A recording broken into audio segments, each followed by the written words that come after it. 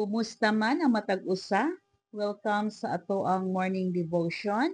Ug salamat gid kanunay sa ato ang buhi nga Dios siyang paghatag kanato og kining privilege ug opportunity nga kita maka-share gyud sa iyang mensahe. Ug dalaygon gyud kanunay ang buhi nga Dios mga kaigsuonan. Ug karong kabuntaga ang ato ang verse nga ato ang pagahisgutan dirita sa Lucas chapter 12 verse 13 to 21. Ug akong basahon no ang mensahe sa Ginoo naingon diri. Unya may usa ka tawo didto sa pundok nga miingon kaniya, magtutudlo, sultihi ang akong igsuon nga bahinan ako niya sa katigayunan nga gibilin kanamo sa among amahan. 14. Si Jesus mitubag kaniya, kinsa may naghatag kanako katungod sa paghusay o pagbahin sa katigayunan, tali kaninyong duha. 15. Ug mipadayon siya pagsulti kanilang tanan, pagbantay kamo og likayin ninyo ang bisan unsang kahakog kay ang tinuod nga kinabuhi sa tawo wala diha sa mga butang nga iyang gihuptan bisan unsa pa siya kadato. 16. Unya misugilon si Jesus kanila niining sambingay. Dihay usa kadato nga may yuta nga maayong abot na malandong siya. Wala na ko'y kabutangan sa tanan kong abot. Unsa may angay kong buhaton? Kini mao ang akong buhaton. Miingon siya sa iyang kaugalingon.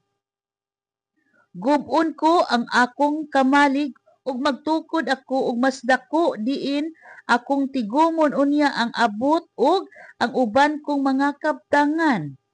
Unya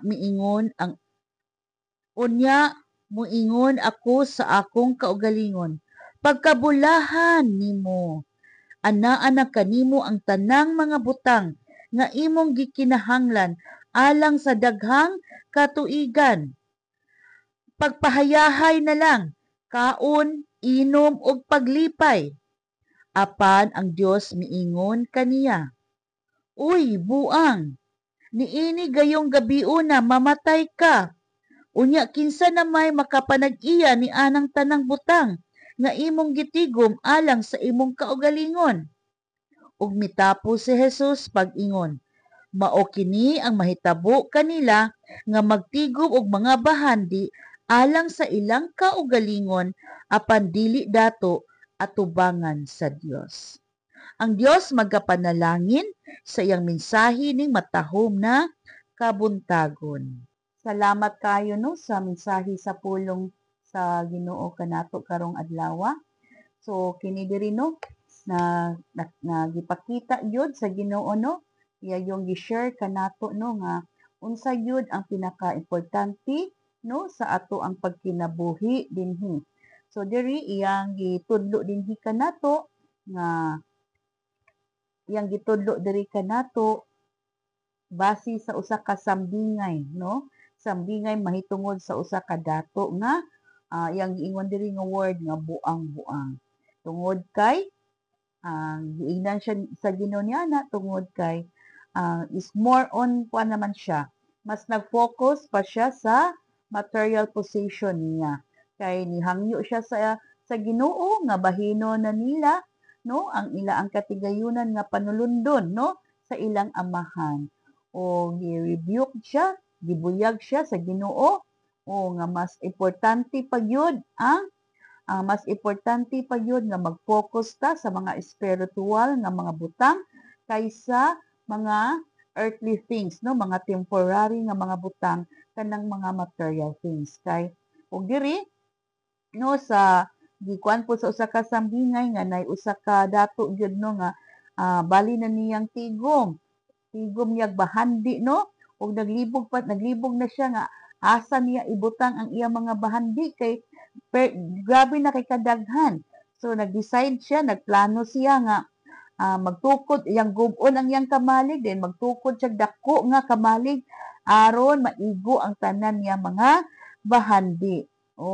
Nga iyang huna-huna iyang plano kay Katong yung mga bahandi nga natigom is enough na kayo to sa pila niya katuig nga magpuyo. Pwede na siya magpaayahay, kaon diri, inom dito. So magpuyo na lang siya nga ayahay. But gibuyag siya sa Ginoo no, giignan siya sa Ginoo nga diri sa verse 20 niingon ang Ginoo no, apan ang Dios niingon kaniya, uy buang, niining gayong gabiuna, mamatay ka. Unya kinsa na may magkapanag-iya anang tanang butang nga imong gitigom alang sa imong kaugalingon. So diri nga verse mga kaigsuonan kini nga sambingay nga ato ang gihisgutan karon, nagtudlo gyud ang Ginoo nga dili gyud ta angay nga magbukod, dili ta angay nga mag-focus no, mag-focus sa mga temporary nga mga butang no, sa mga temporal things mga kaigsuonan. Kay sama sa giingon diri sa Ginoo nga wa gyud ta nasayod kung aha lamang gyud ang atong kinabuhi kutob no. So kining usa ka dato siyang permi nga pagtigom, wala na siya kabalo nga taman ra siya didto nga gabiuna, mamatay siya. So salamat kaayo no sa pag-remind sa Ginoo dinhi kanato nga ang pag-remind ka nato nga kinahanglan gyud nato i-prioritize ang atong kinabuhi no, mas i-priority nato ang mga spiritual wealth no. Gi-emphasize gyud ni Jesus Christ nga ang kinabuhi no dili lamang gyud sa mga material no, sa mga earthly things, sa mga material possession no ang need nato, but ang gusto sa Ginoo nga makasabaluta, masayod ta no nga ang tinuod nga bahandi nagikan gyud diha sa Ginoo. Ang tinuod nga bahandi is kanang naag gyud kay relationship ni Jesus. Mo na tinuod nga bahandi mga kaigsuonan. Dili nang mga temporal things mga kaigsuonan. So salamat gyud no nga nag-remind yun ang Ginoo kanato. Ang ato rin pagkabaton o relationship ni Jesus Christ, dako kay na siya og dako kay na siya panalangin sa atong kinabuhi. Munay true nga treasure nga atong nabatonan mga kaigsuonan. So diri pod nagwarning ang Ginoo dinhi kanato against aning the danger of being greed mga kaigsuonan no, kay kini yung mga butang nga makapatrap nato no nga kita magahuna-huna lamang yun sa mga